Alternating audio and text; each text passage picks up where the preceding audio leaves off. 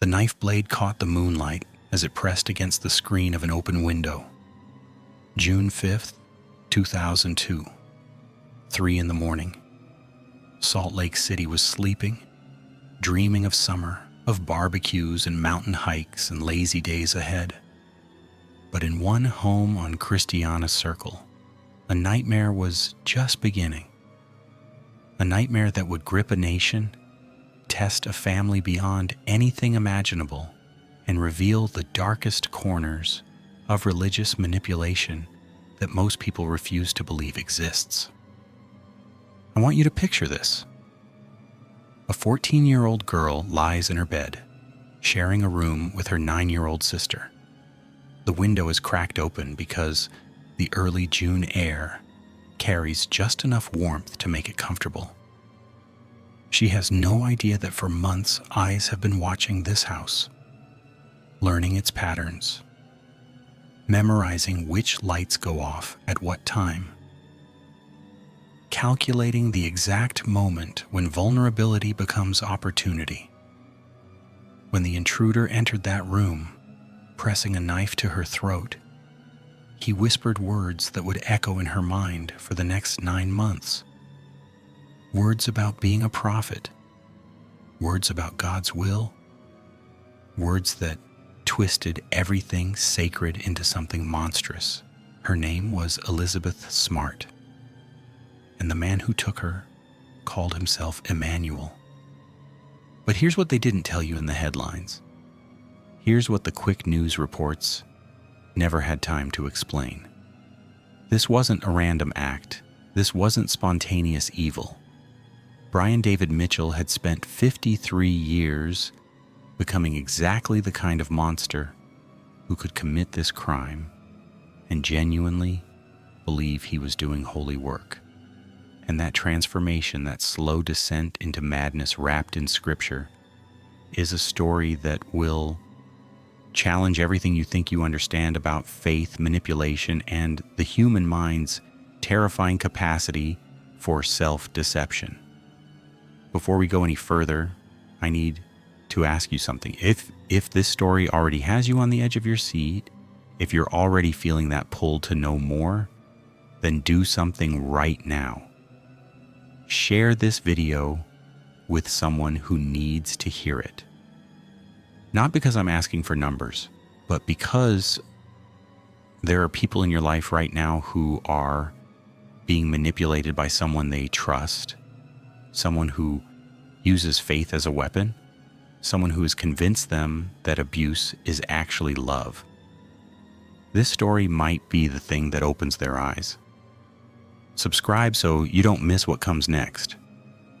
Because I promise you, what I'm about to reveal gets darker before it gets lighter. Now let me take you back. Before the headlines, before the nationwide search, before the face of evil became famous, Brian David Mitchell was born on October 18th, 1953, in Salt Lake City, Utah. The beginning of his story reads like 1,000 other American childhoods, but the details matter. His father, Cheryl Mitchell, was a social worker. His mother, Irene, struggled with her own demons. The home wasn't warm. It wasn't safe. Reports would later surface of a childhood marked by instability, by a father whose own psychological issues cast long shadows over every room. Mitchell grew up in the heart of Mormon country, surrounded by the language of prophecy and divine calling. The Church of Jesus Christ of Latter-day Saints shaped the rhythm of life in Salt Lake City. Sunday services, temple attendance, the constant reminder that revelation was real, that God still spoke to his chosen people. For a young boy desperate for significance in a home where he felt invisible, these ideas took root in dangerous soil. By his teenage years, Mitchell was already showing signs of the man he would become. He was intelligent, but not in ways that translated to academic success. His intelligence was theatrical. He understood how to command attention, how to make people listen, how to wrap ordinary words in enough mystical language that they sounded profound. He married young, divorced, married again, had children he would later abandon.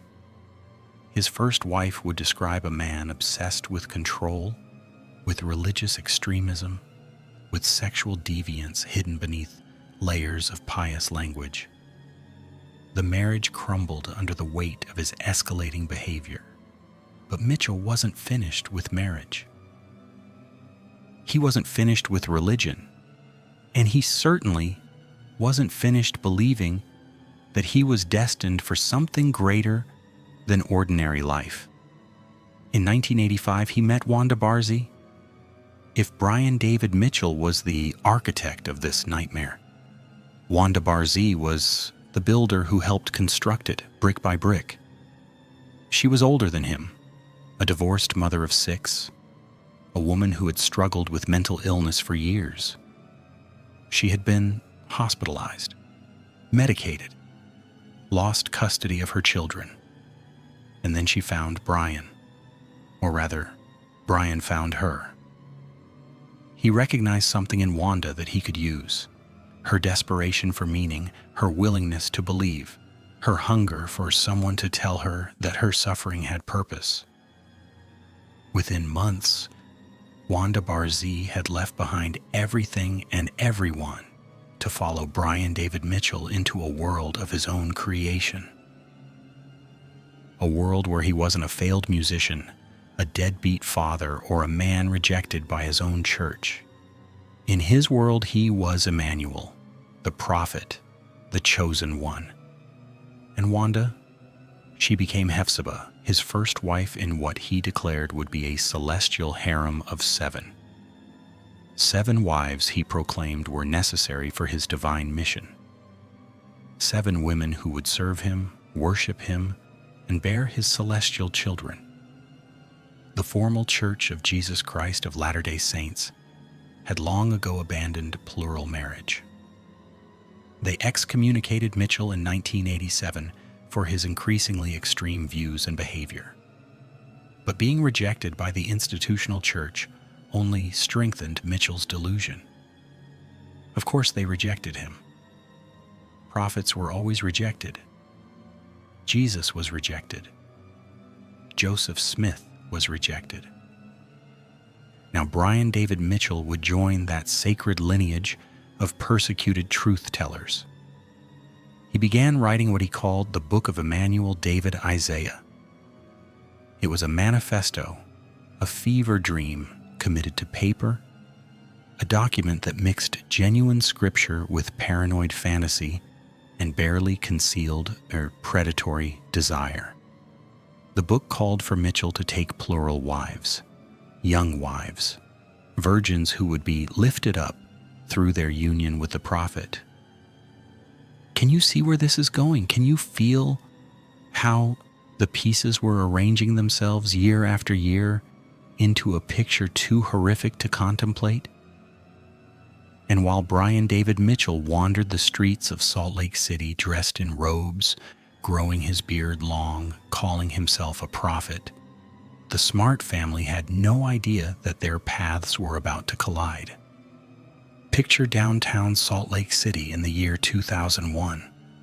Temple Square gleams in the afternoon sun, tourists streaming in and out, cameras clicking, voices echoing off the granite walls. And there, among the crowds, a figure that stops people in their tracks. He wears flowing robes. His beard hangs long and gray. His eyes carry the unsettling certainty of a man who believes he speaks directly to God. Some people cross the street to avoid him. Others drop coins into his cup, mistaking him for a homeless wanderer down on his luck. Neither response is exactly right. Neither response captures the truth of what Brian David Mitchell had become. He wasn't homeless in the traditional sense.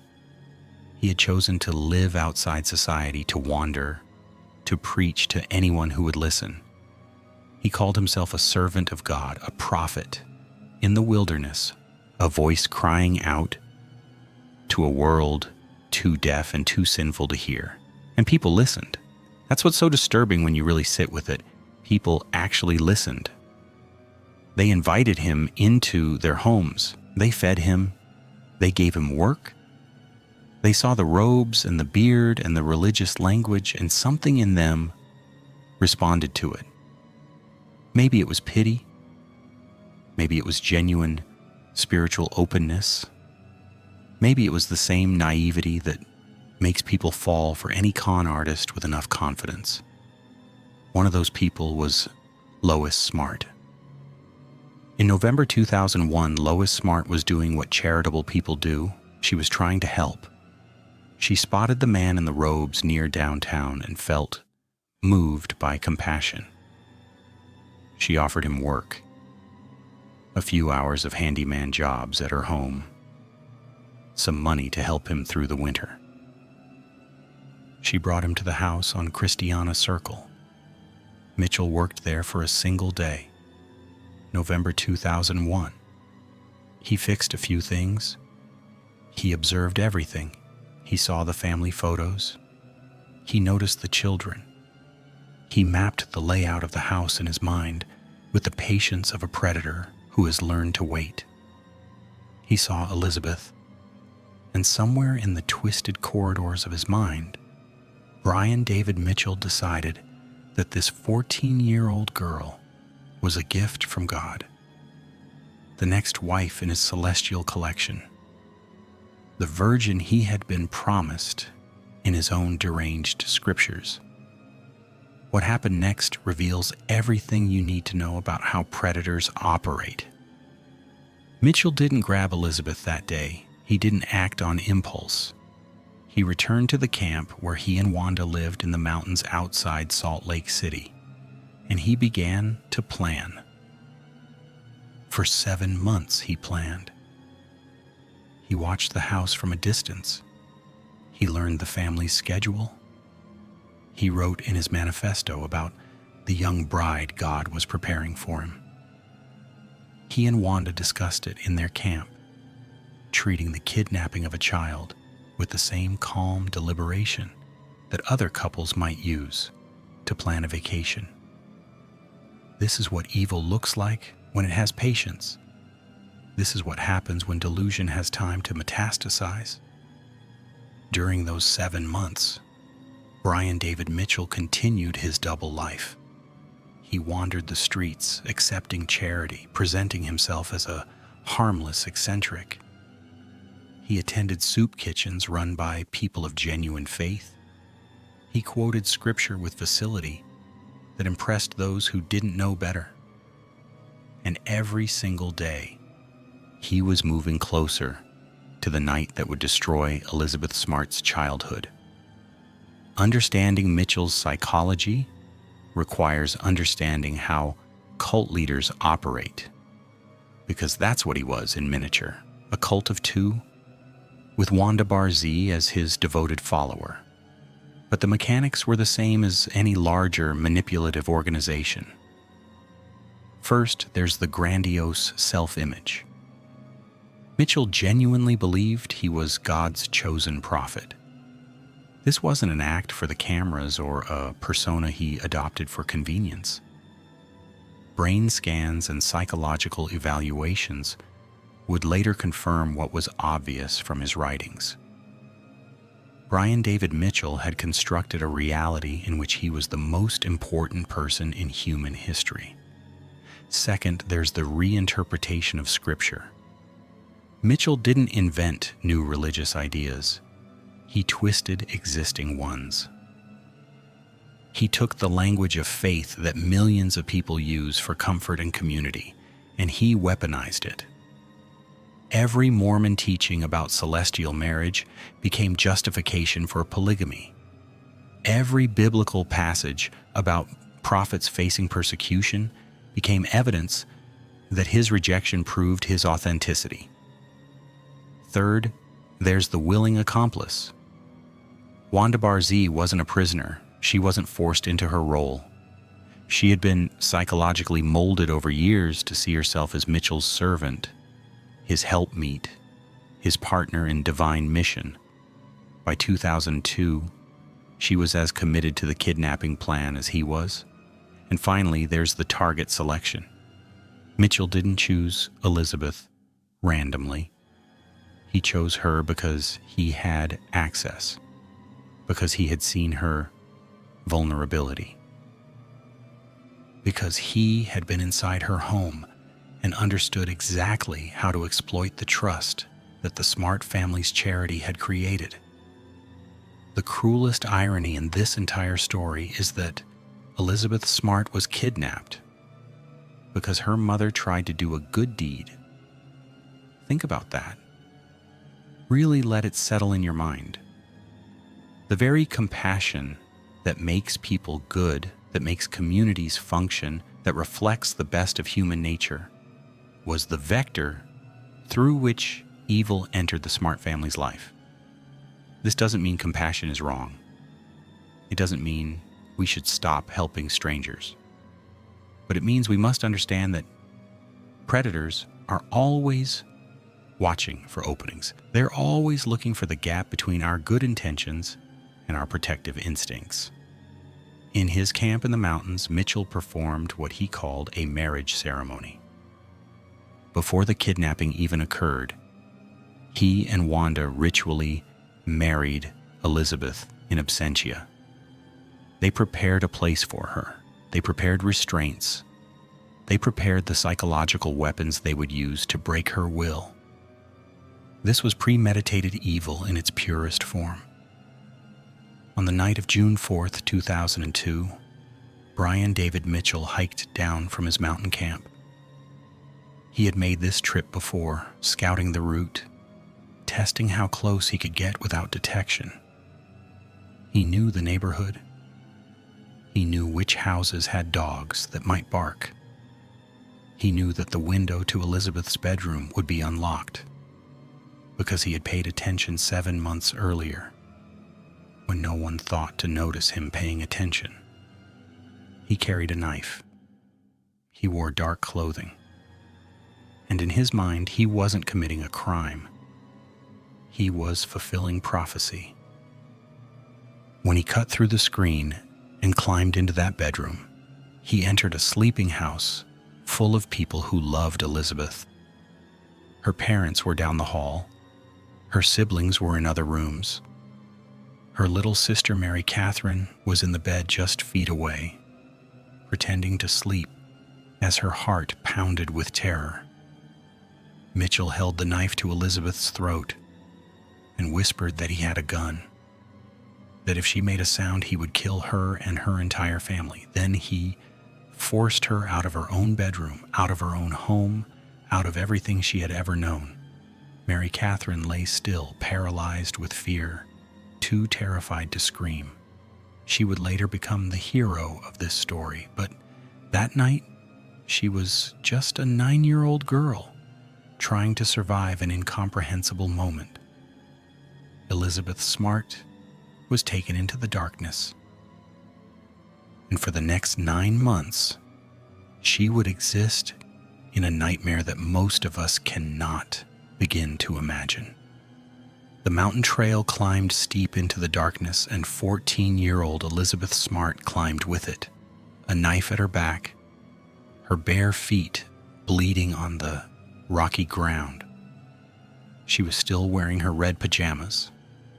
She would wear them until they fell apart.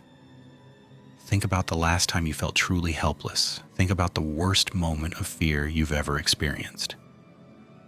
Now multiply it by 1,000. Extend it for 9 months. And that's where we're going now, into the wilderness that became Elizabeth's prison. Mitchell's camp was hidden in Dry Creek Canyon, just 5 miles from Elizabeth's home. 5 miles. In all the months of searching and all the helicopters and search parties and desperate prayers, Elizabeth was never more than 5 miles from her family. But those 5 miles might as well have been 5,000. When they reached the camp, Wanda Barzee was waiting. Elizabeth saw her and felt a momentary flash of hope. A woman. Surely a woman would help her. Surely a woman would recognize the horror of what was happening and put a stop to it. That hope died within minutes. Wanda Barzee looked at Elizabeth, not with compassion, but with the cold assessment of someone evaluating property. She would later participate in every aspect of Elizabeth's captivity. She would help restrain her. She would help indoctrinate her. She would watch as Mitchell assaulted Elizabeth and feel nothing but satisfaction that her husband's prophecies were being fulfilled. This is where I need to tell you something important about trauma and survival. For years after her rescue, people would ask Elizabeth Smart the question that survivors always get asked. Why didn't you run? Why didn't you fight? Why didn't you escape when you had the chance? If you've ever asked those questions about any victim, I need you to listen carefully right now. Elizabeth was 14 years old. She had a knife held to her throat. She was told that her family would be murdered if she resisted. She was taken to a remote location she couldn't navigate out of. She was restrained. She was starved. She was drugged with alcohol. And every single day she was psychologically tortured with religious manipulation designed to make her believe that escape was impossible and that her own soul depended on compliance. That first night in the camp, Mitchell performed another marriage ceremony, this one with Elizabeth present. Then he assaulted her, what the law would correctly identify as rape, while Wanda Barzee watched and approved. Elizabeth was 14. She had been asleep in her own bed hours earlier. What followed was a calculated program of psychological destruction. Mitchell didn't just want to abuse Elizabeth. He wanted to transform her. He wanted to break down her identity, her connection to her family, her sense of self, until she became what he had written about in his manifesto, a compliant wife who accepted her role in his delusional kingdom. He renamed her. She was no longer Elizabeth. She was Augustine or Shier Jeshub, names from his twisted scriptures. He forced her to wear a veil whenever they were in public, covering her face so completely that her own parents wouldn't recognize her if they passed on the street. He controlled every aspect of her existence. When she ate, when she slept, when she spoke. He read aloud from his manifesto for hours, indoctrinating her with his beliefs, making her repeat back the ideas until the words lost all meaning. And he continued to assault her, daily, multiple times daily. What he called celestial marriage was systematic rape, and he committed it with the full belief that he was doing God's work. I want to pause here and ask you something. Take a moment before you answer. What do you think gives someone the strength to survive something like this? What internal resource could a 14-year-old possibly have that would keep her alive, keep her sane, keep some essential part of herself intact through 9 months of this horror? Leave a comment below with your answer, because I think this question matters more than we realize. Elizabeth Smart would later explain that she survived by refusing to let go of who she was. In the deepest part of herself, past the fear and the trauma and the daily violations, she held on to the knowledge that she was Elizabeth Smart.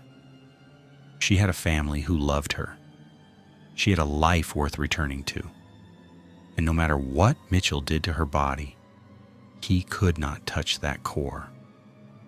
This is what we now understand about trauma survival. The people who make it through unimaginable circumstances are not necessarily the strongest or the toughest. They're the ones who find something to hold on to, a memory, a hope, a refusal to let the abuser's reality replace their own. But survival doesn't mean surrender. Elizabeth watched. She waited. She looked for any opportunity, any crack in Mitchell's control, any moment when escape might be possible. The problem was that Mitchell was paranoid as well as delusional. He had thought through the ways Elizabeth might try to leave. When they were in camp, she was often restrained with a cable attached to her ankle. When they traveled, she was forced to wear the heavy veil and forbidden to speak to anyone. And the drugs were constant. Mitchell kept Elizabeth compliant with alcohol, forcing her to drink until she couldn't think clearly, until the world blurred, and fighting back felt impossible. Meanwhile, back in Salt Lake City, the search for Elizabeth Smart had become the biggest story in America. Her parents, Ed and Lois Smart, had become fixtures on national television. Their faces were etched with grief that no camera could adequately capture. They begged for information. They offered rewards. They followed every lead, no matter how unlikely. Thousands of people joined the search. Volunteers combed the mountains around Salt Lake City, calling Elizabeth's name, hoping to find any trace of her. The FBI was involved. Private investigators were hired. Psychics offered their services. The entire machinery of American concern was mobilized. And Elizabeth was 5 miles away, hearing helicopters overhead, seeing search parties in the distance, so close to rescue, but so impossibly far. There were moments when she was nearly found, moments that would haunt the investigators afterward. Police actually spoke to Mitchell during the 9 months of captivity. He was interviewed as part of the broader canvassing effort. But his appearance had changed, and he had prepared his answers. And Elizabeth was hidden or veiled or too terrified to signal for help. Each of these near misses added another layer to the tragedy. The system was looking. People cared. The resources were there. But Brian David Mitchell had spent years perfecting his ability to hide in plain sight, and that skill kept Elizabeth imprisoned. In August 2002, just 2 months after the kidnapping, Mitchell decided to move his camp. He had heard searchers getting too close. He felt the pressure of attention that might eventually find him. So he took Elizabeth and Wanda deeper into the wilderness. They traveled on foot, hiking through the Wasatch Mountains, moving from camp to camp like fugitives from a world that didn't deserve to catch them. For Elizabeth, this period was some of the worst of her captivity. The mountain camps were more isolated than before. The chances of accidental discovery dropped to nearly zero, and Mitchell, feeling secure in his successful evasion, became even more controlling. But Elizabeth kept surviving. Day after day, horror after horror, she refused to disappear. Mary Catherine Smart was 9 years old, and she carried a secret that burned in her chest like a coal. She had been there that night. She had seen the intruder's face in the moonlight. She had heard his voice as he took her sister away. For weeks after the kidnapping, Mary Catherine couldn't access the memory. The trauma had buried it, locked it away in a part of her mind that was protecting her from what she had witnessed. Investigators questioned her gently, but she could only describe a man in dark clothing, a knife, the terror of holding perfectly still while her sister was stolen from the bed beside her. Then in October 2002, something remarkable happened. Mary Catherine was lying in bed almost 4 months after the kidnapping, when a name suddenly surfaced from the depths of her memory. It came unbidden, like a bubble rising from deep water. A name she had heard once, months before Elizabeth was taken. Immanuel. She knew immediately that this was the man. She couldn't explain how she knew, but the certainty was absolute. The wandering preacher who had worked at their house the previous year. The man in the robes. The one who called himself Immanuel. Mary Catherine told her parents. Ed and Lois Smart went immediately to the police with this new information. They provided what description they could of the man who had done odd jobs at their home. They shared his name. And nothing happened. This is one of the most frustrating parts of this story. The Salt Lake City Police Department had other suspects they were focused on. They had invested significant resources in pursuing a different lead. A handyman named Richard Ricci, who had also worked at the Smart home and had a criminal history. Ricci became their primary suspect, and the theory hardened into certainty, despite the lack of evidence. When the Smarts came forward with the name Immanuel, the police dismissed it. They believed they already had their man. They didn't want to dilute their investigation by chasing what they saw as a grieving family's desperate hope. Richard Ricci died in custody in August 2002 of a brain hemorrhage, still protesting his innocence. He went to his grave suspected of a crime he almost certainly did not commit, and the real kidnapper remained free. Ed Smart began investigating on his own. He learned that Immanuel was Brian David Mitchell. He obtained a photograph. He became convinced that this was the man who had taken Elizabeth. The police remained skeptical, so Ed Smart went around them. In February 2003, with the investigation stalled and his daughter still missing, Ed Smart called the television program America's Most Wanted. He gave them the photograph of Brian David Mitchell. He told them his daughter's story. He begged them to broadcast Mitchell's face across the nation. On February 15, 2003, America's Most Wanted aired the segment. For the first time, the American public saw Brian David Mitchell's face, heard his name, learned about the wandering prophet who police should have been looking for all along. The response was immediate. Tips began flooding in. People across the western United States reported seeing a man matching Mitchell's description, often traveling with a woman and a teenage girl in heavy veils. The net was closing, but the police still moved slowly. The tips were numerous and resources were limited, and the bureaucracy of law enforcement doesn't always match the urgency of a parent's desperation. Brian David Mitchell, meanwhile, had made a critical mistake. Feeling confident after 8 months of successful evasion, he had grown bolder. He had started taking Elizabeth into public more frequently. He believed that the veils and the religious persona made them invisible, made them just another group of strange people that polite society preferred not to notice. He was almost right. For months, that strategy worked. People saw them and looked away, uncomfortable with the robed figures, but not curious enough to intervene. That was about to change.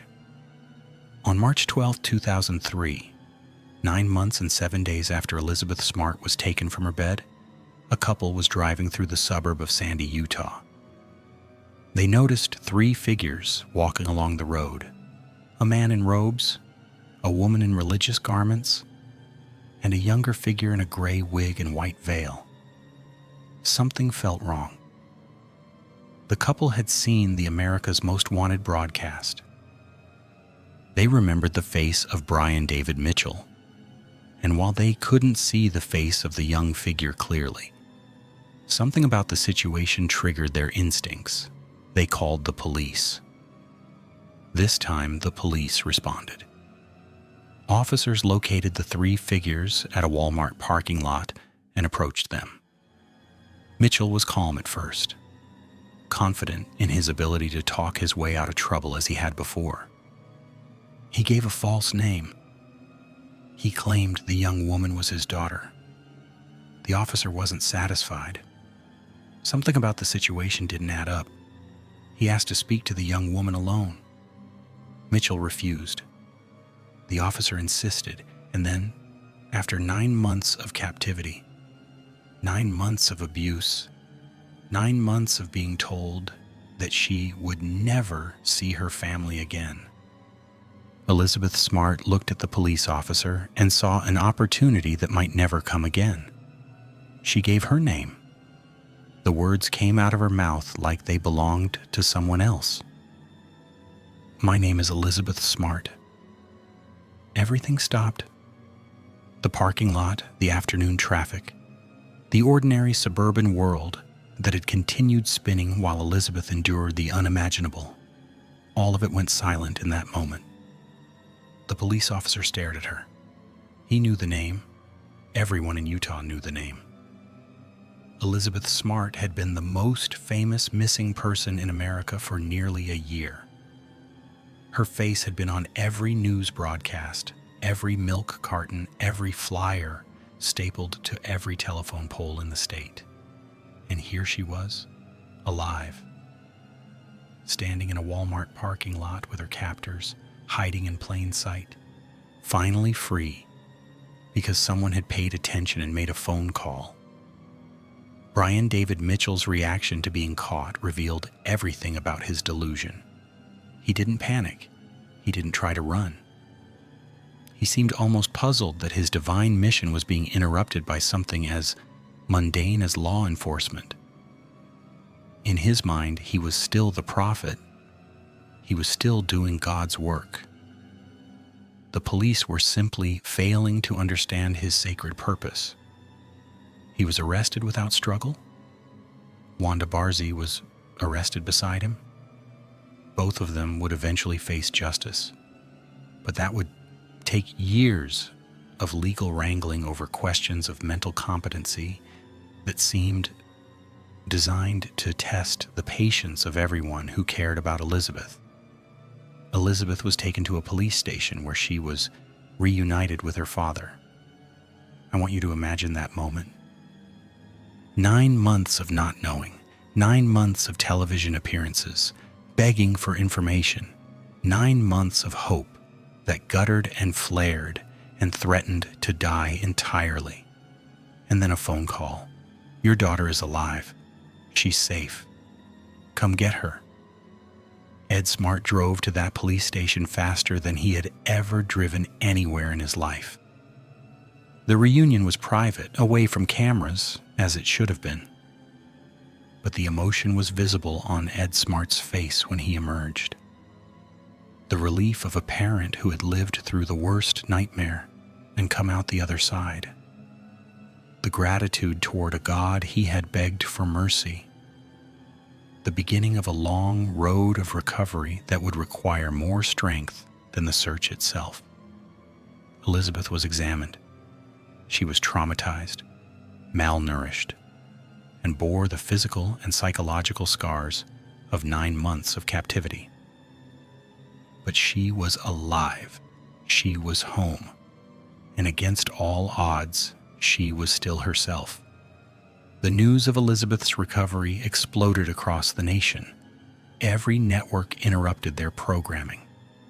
The story that had gripped America for 9 months had ended with the outcome everyone had prayed for, but few had dared to believe possible. She was found. But finding Elizabeth was only the beginning of justice. The legal case against Brian David Mitchell would become one of the most complicated and contested in Utah history. Not because there was any doubt about what he had done, but because his defense would rest entirely on the question of his sanity. Mitchell's lawyers argued that he was mentally incompetent to stand trial. They claimed that his religious delusions made him incapable of understanding the charges against him or participating in his own defense. They produced psychiatric experts who testified that Mitchell suffered from a severe mental illness that disconnected him from reality. The prosecution argued the opposite.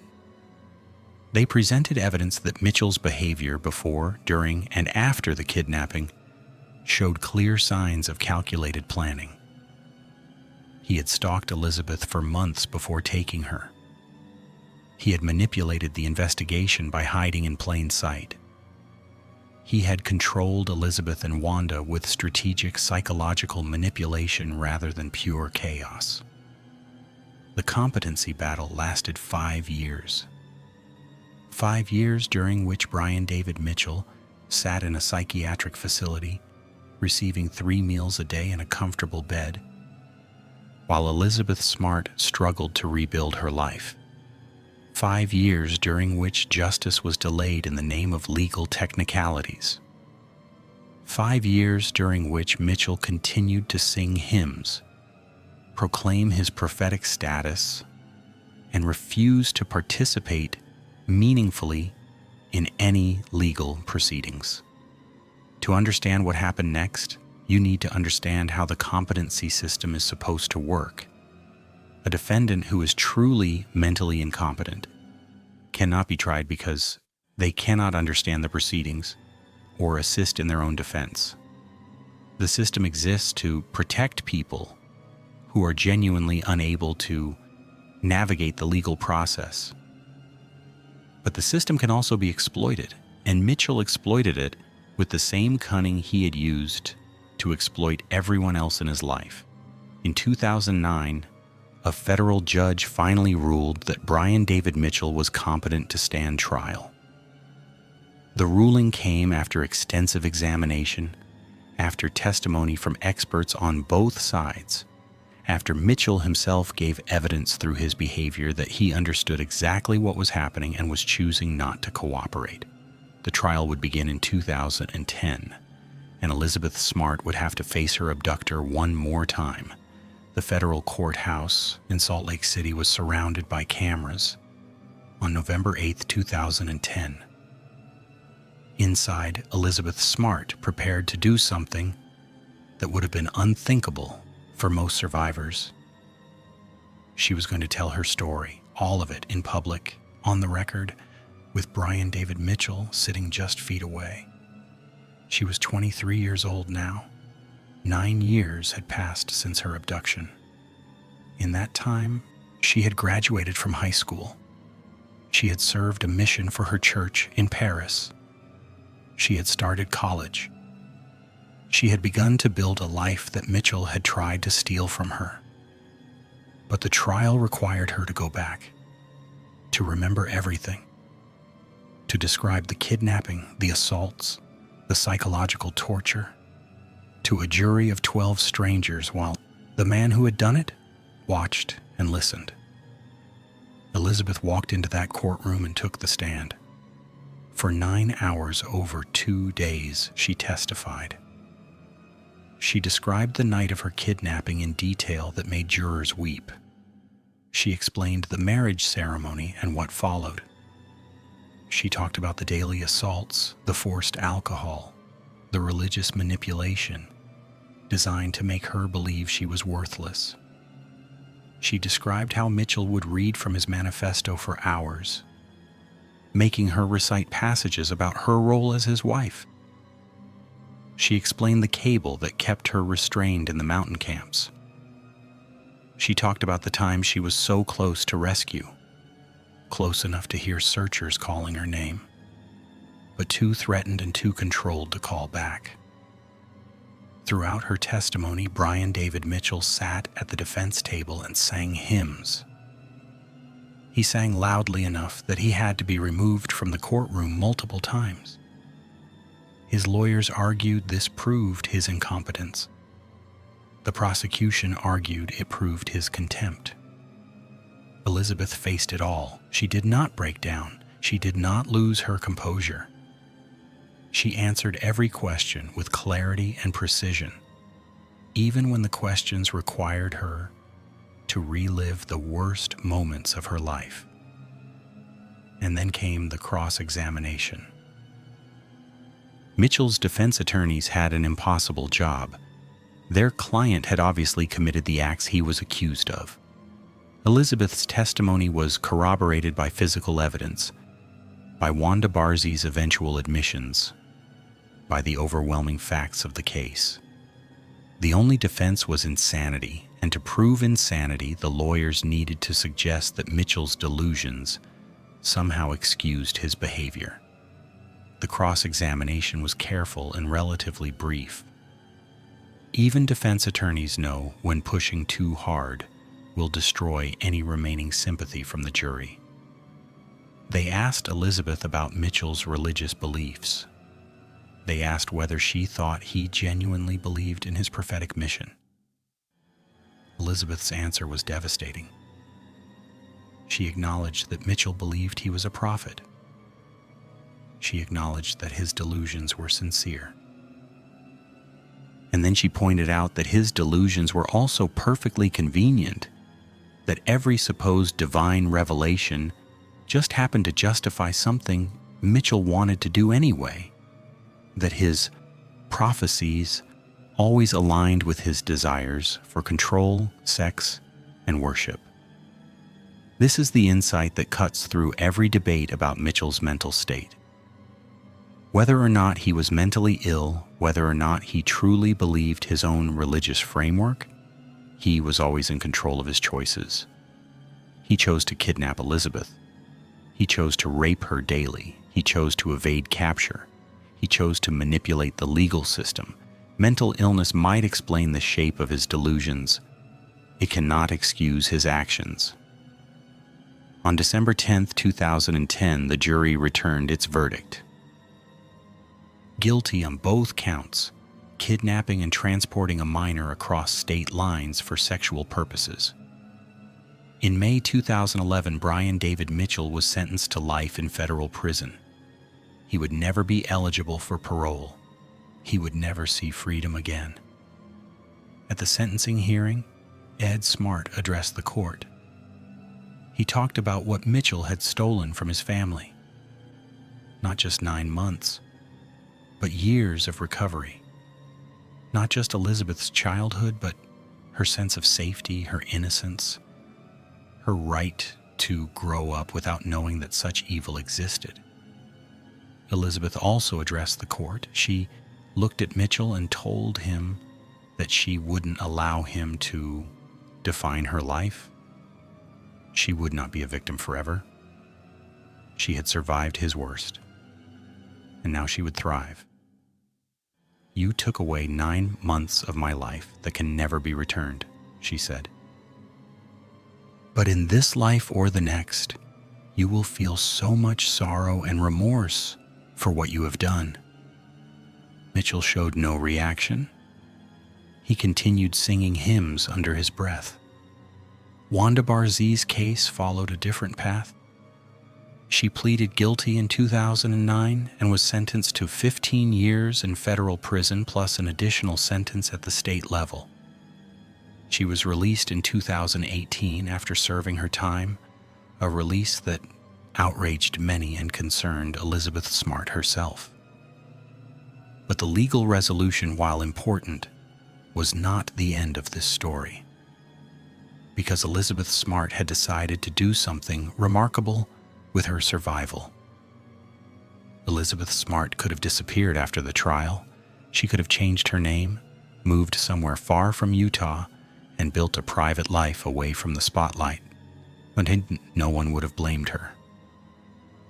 After everything she had been through, privacy might have seemed like the only sane choice. She chose differently. In the years following the verdict, Elizabeth Smart became one of the most prominent advocates for survivors of sexual assault and kidnapping in America. She wrote a memoir that held nothing back. She founded the Elizabeth Smart Foundation to educate children about how to protect themselves.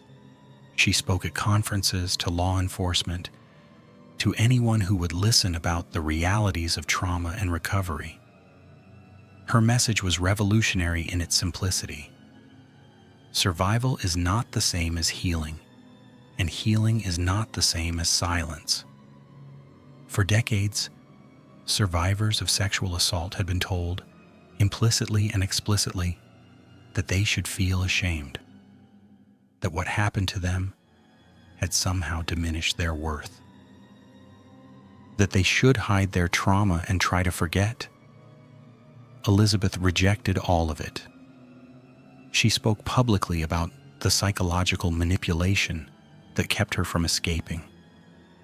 She explained how Mitchell had told her that she was worthless now, that no one would want her after what had happened, that she might as well stay because there was nothing left for her to go back to.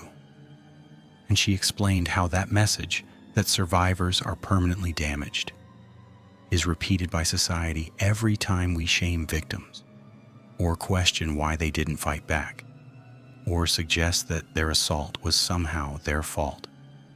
"I'm here to tell you," she said in speech after speech, "that your worth does not depend on what someone else did to you. You are still you. You still matter, and you can still have an amazing life." Elizabeth married in 2012. She had children. She traveled. She pursued every opportunity that Mitchell had tried to steal from her, and she did it publicly, deliberately, as evidence that trauma does not have to be a life sentence. Her advocacy led to real changes. The Amber Alert system, already in place when she was taken, was strengthened and expanded. Laws regarding sex offenders were tightened. Training for law enforcement improved in ways that might help find the next Elizabeth faster. But perhaps her most important contribution was simply her presence. By standing up and telling her story, by refusing to be defined by what Mitchell did, Elizabeth Smart gave permission to countless other survivors to speak, to seek help, to believe that recovery was possible. The Elizabeth Smart Foundation focuses on education and prevention. They teach children about personal safety without terrorizing them. They train parents and educators to recognize the signs of grooming and abuse. They provide resources for survivors at every stage of recovery. This work matters because Brian David Mitchell was not unique. There are other manipulators out there, other people who use religion, authority, or trust to prey on the vulnerable. The details vary, but the patterns are disturbingly consistent. By understanding what happened to Elizabeth, by studying how Mitchell operated, we become better equipped to protect those we love and to recognize danger before it's too late. Elizabeth has said in interviews that she found the strength to survive by thinking about her family, by holding on to her identity, by refusing to let Mitchell's reality replace her own. And she has turned that survival into something larger, a mission to help others survive. This is what recovery looks like: not forgetting, not pretending it didn't happen, but integrating the trauma into a life that still has meaning, still has joy, still has purpose. Brian David Mitchell sits in a federal prison cell. He will die there. His prophetic delusions, his grandiose self-image, his certainty that he was doing God's work, all of it led him to a place where he has no power, no followers, no one to manipulate. Elizabeth Smart travels the country, tells her story, helps other survivors, and watches her children grow. The prophet is in prison, the survivor is changing the world. I want to take you back to where we started. A bedroom window on a June night. A knife against a screen. A 14-year-old girl whose world was about to be destroyed, but I don't want to leave you there. Because this story, as dark as it was, does not end in darkness. Elizabeth Smart is alive. She is thriving. She has a husband who loves her, children who fill her days with noise and joy and ordinary wonder. She has a career that matters. She has proven with every breath she takes that Brian David Mitchell failed. He wanted to break her. He failed. He wanted to erase Elizabeth Smart and replace her with Augustine, a compliant wife in his deranged kingdom. He failed. He wanted his legacy to be fear and control and the corruption of everything sacred. He failed. Instead, his legacy is a prison cell and a footnote in the story of a survivor who became a warrior. Mary Catherine Smart. The 9-year-old who remembered the name that broke the case open grew up too. She became part of her sister's story of survival. The bond between them, forged in the worst night of their lives, remained strong. The Smart family, tested beyond anything most families can imagine, did not shatter. They rebuilt. They supported each other through the trial, through the media attention, through the long, slow work of healing. Ed and Lois Smart became advocates alongside their daughter, speaking out about missing children and the importance of never giving up hope. The investigators who worked the case learned from their mistakes. The early focus on the wrong suspect, the dismissal of Mary Catherine's memory, the slowness to follow up on the America's Most Wanted tips, all of it became training material for how to do better next time. And there will be a next time. There are children missing right now. There are families praying right now. There are predators planning right now. The evil that Brian David Mitchell represented did not disappear when he went to prison. But the good that Elizabeth Smart represents didn't disappear either. Every time a survivor speaks up, Mitchell loses again. Every time a child learns to recognize danger, Mitchell loses again. Every time a family refuses to give up hope, Mitchell loses again. Every time someone watches this story and decides to pay closer attention to the vulnerable people in their community, Mitchell loses again. This is the victory that transcends the courtroom verdict. The victory that continues growing every single day. Elizabeth Smart was 14 when she was taken. She is a grown woman now, with decades of life ahead of her. Decades that Brian David Mitchell tried to steal. Decades that she claimed back. In her memoir, Elizabeth wrote about a moment during her captivity when she considered giving up. Mitchell had told her so many times that she was worthless, that her life was over, that she might as well accept her fate. And for a moment, she almost believed it. But then she thought about her family, her parents, her siblings, the home she loved, the life she had been building before Mitchell interrupted it. And she decided that as long as she was breathing, she would not let him win. That decision, made by a traumatized 14-year-old in a mountain camp under conditions of unimaginable abuse, saved her life. Not physically, she might have survived either way, but spiritually. It kept the essential Elizabeth alive when everything was designed to destroy her. And now that decision, that refusal to surrender, has become a beacon for thousands of others. So here is what I want you to take from this story. Evil exists. Manipulation exists. There are people in this world who will use faith, trust, and authority to harm the vulnerable. We cannot pretend otherwise. But survival also exists. Recovery also exists. People who have been through the worst things imaginable can come out the other side and build lives that matter. And prevention exists too. If the Smart family had known more about the warning signs of predatory behavior, If Brian David Mitchell had been stopped earlier in his descent, if the investigation had moved faster, Elizabeth might never have been taken at all. We can learn from this story. We can pay attention to the strange people on the margins, not to judge them, but to recognize when something has gone wrong. We can believe survivors when they speak up. We can teach children about safety without teaching them to fear the world. We can support the organizations that do this work every day. Brian David Mitchell wanted to be remembered as a prophet. He will be remembered as a warning.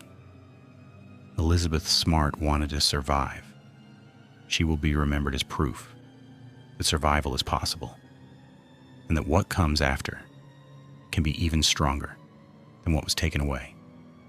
The wandering prophet is locked away forever, but the girl he tried to destroy is still walking free, and every step she takes is a victory that echoes louder than any hymn he could sing. That is the ending Brian David Mitchell never wanted. And that is the ending Elizabeth Smart earned. The light is still shining. The darkness did not win. If this story moved you, if it taught you something, if it made you think about how to protect the vulnerable people in your life, then share it. Someone needs to hear it. Someone is going through something right now that they think they can't survive. Let this story reach them. Let Elizabeth's victory remind them that their story isn't over yet. Subscribe, because there are more stories like this one, more survivors, more lessons, more proof that the human spirit is harder to break than evil ever expects.